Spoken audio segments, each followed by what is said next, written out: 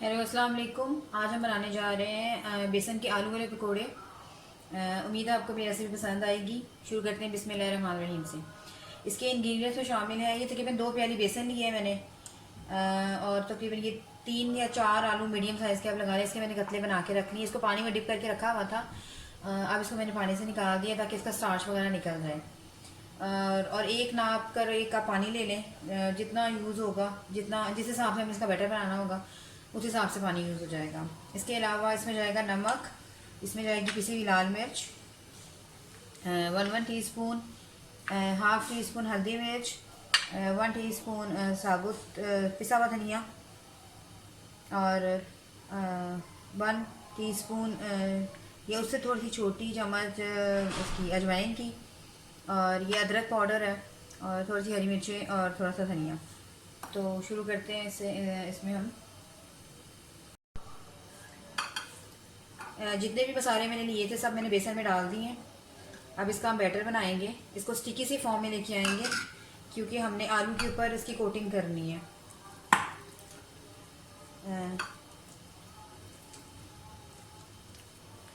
आलू के कतलों के ऊपर, तो इसको यानी कि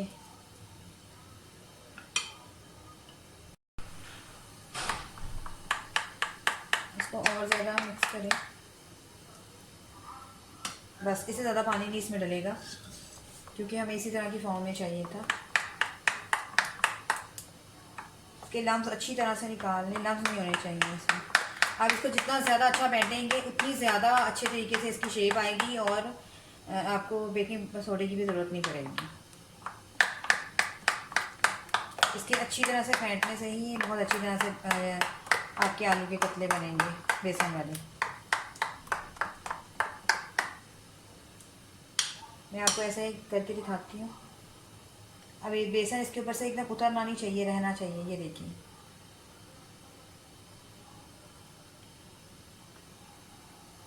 जब हम डालेंगे तो बेसन उसके ऊपर ही रहेगा। बस हमें यही फॉर्म चाहिए थी।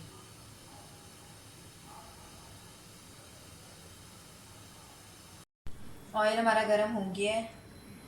अब इस बेसन के जो बैटर है उसमें हम आलू डालते जाएंगे और चम्मच के साथ, स्पून के साथ इसको डालते जाएंगे। मीडियम लो में हमने ऑयल को गर्म किया है। आप एक साथ भी डाल सकते हैं, 2-3 बारीक कत्तों की जगह में काटना है। इसलिए हमने बहुत ज़्यादा बारीक भी नहीं, ना हो लेकिन मोटा भी नहीं। आप देखें कि बेसन कितना अच्छा इसके ऊपर सेट हो गया है, बेसन गिर नहीं रहा। बस इसकी यही हमने कंसिस्टेंसी रखनी है।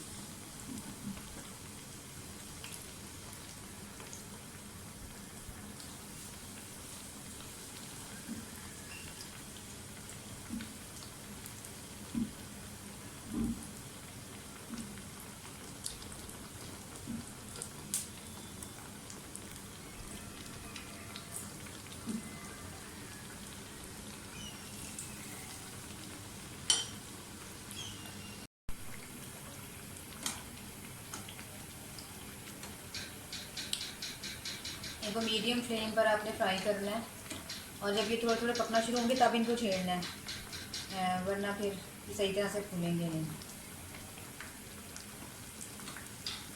आप देखें बगैर सोडे के भी हमारे कितने अच्छे से फूल गए हैं ये।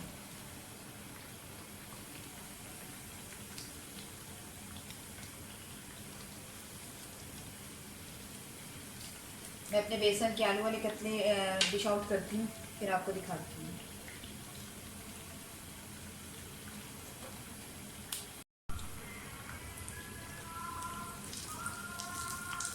आप देख सकते हैं कितने अच्छे से फूल रहे हैं।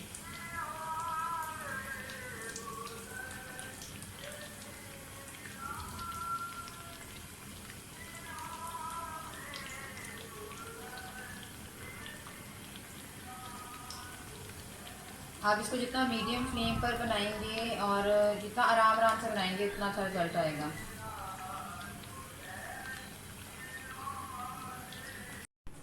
और ये हमारे बेसन वाले आलू के पकोड़े तैयार हो गए हैं। उम्मीद है आपको मेरी रेसिपी पसंद आएगी। अगर मेरी रेसिपी आपको पसंद आती हैं तो प्लीज़ मेरे channel Ayesha Imran food recipes को सब्सक्राइब कीजिए, लाइक कीजिए, शेयर कीजिए और बेल का बटन भी दबाइए ताकि मेरी हर आने वाली नई वीडियो आप तक पहुंच सके। अल्लाह हाफिज़।